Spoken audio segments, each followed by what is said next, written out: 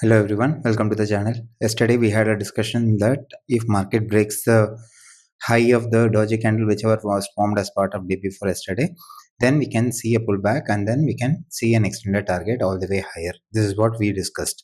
Let's see what happened in the market. Market opened slightly gap up, and in the first 15 minutes itself, whenever we have a general rule like whenever market opens gap up and the last candle will always act as a demand, right? It tapped into this demand, and the moment it gave a positive closure above this, then our trade will get activated. What is the trade plan would be is like, the since we got a closure above this last candle will act as our new demand.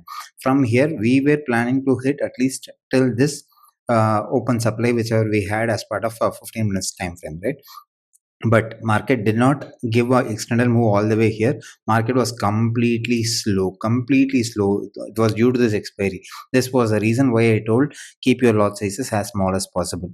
So what happened in the market is this movement was hard to hard 30 to 40 points, not more than that.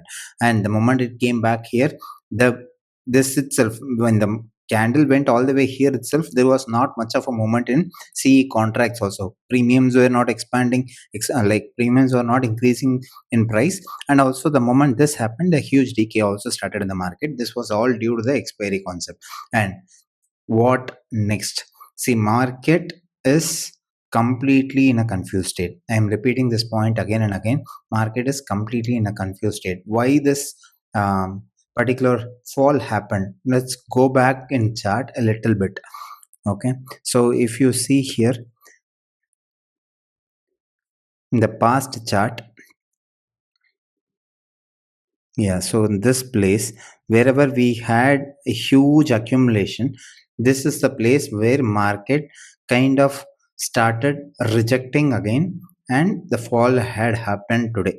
Okay, around 990 range.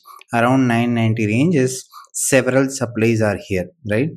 If you see here, we can mark these supplies one by one, right? These are all inefficient supplies. If I just draw this as a supply and extend this all the way here, market has reached all the way here and it has reacted from a supply. So if market has to react from the supply, and it also has made sure that this range is efficient, meaning in 15 minutes time frame, the moment it gave a closure below this, you see there is a new supply which was formed in the market, right? This candle also is tapped by the market as part of closing. What next? It's going to be very simple. This range is efficient, right? This upward movement is efficient. There is no inefficiencies in the market. So our trade plan for put becomes very simple.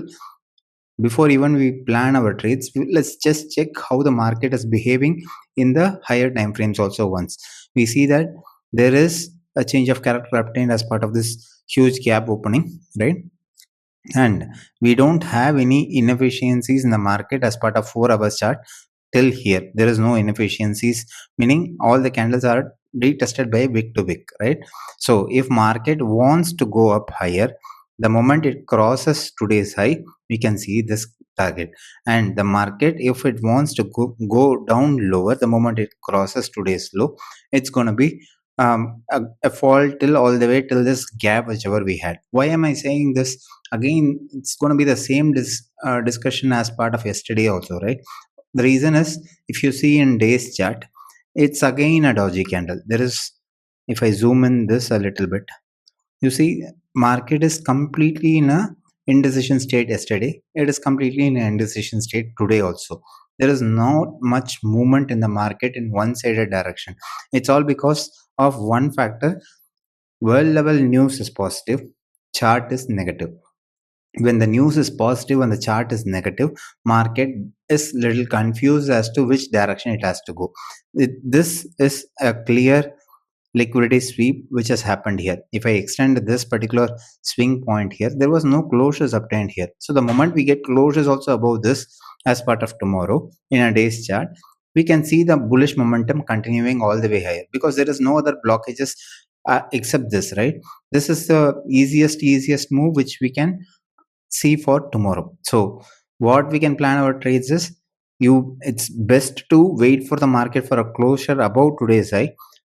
For a risky trader, it is better to enter once market crosses 950 range. So even then we will be entering only from a demand or a supply, right? We will not be entering blindly based on the levels and all, right? That's how we usually trade. The best part for today is, if I show you in 5 minutes time frame also, I'm explaining in very detail so that you guys also get to know how you can understand SMC concepts also better.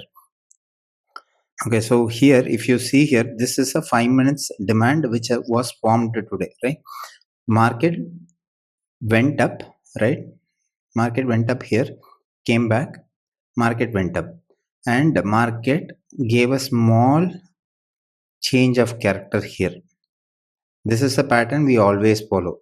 So this is the only trade which I captured. It was a very very small trade, but this momentum itself was like close to, in my contract whichever I entered, it gave me a movement of 30 to 40 points. We usually look into patterns like this. When market comes to a demand, we always want to see a change of character happening and market pulling back to a demand before giving a new higher high. The same to same, if I just drag you this pattern out here, this is the same confirmation pattern which we got. So the moment market came back here, I entered a call here. This was the smallest trade. It was hard to hard 40 points in my in the end time. I just captured 230. I entered. I generally don't enter. I entered in only one lot here. 230 I entered this trade, and around 3 o'clock I closed this trade, because there is a supply here and market can react from the supply again, right? So what next? How we can plan our traders? It's going to be simple. If market is going to hold this particular demand whatever we had, and the moment we get closures above 25,990 range on small pullback, we can take the market higher. This is going to be for upward range. Okay, we need closures about 25,990, that is today's high, and a small pullback, we can take the market higher.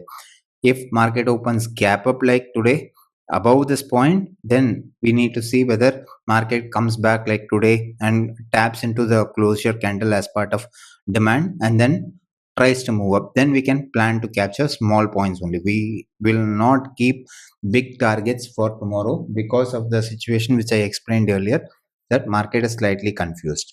What about downward direction? Downward direction is going to be very simple.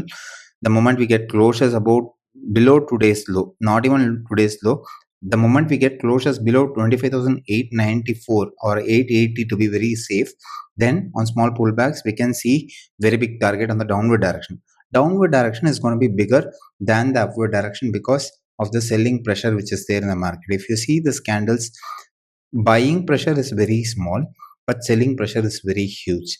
All big red candles are getting formed compared to the green candles whichever you can see in your chart. Okay, so keeping the discussion small, if you like this analysis, make sure to like the video, subscribe the channel, follow for more such educational content. Thank you so much for watching. We'll meet in the next educational video.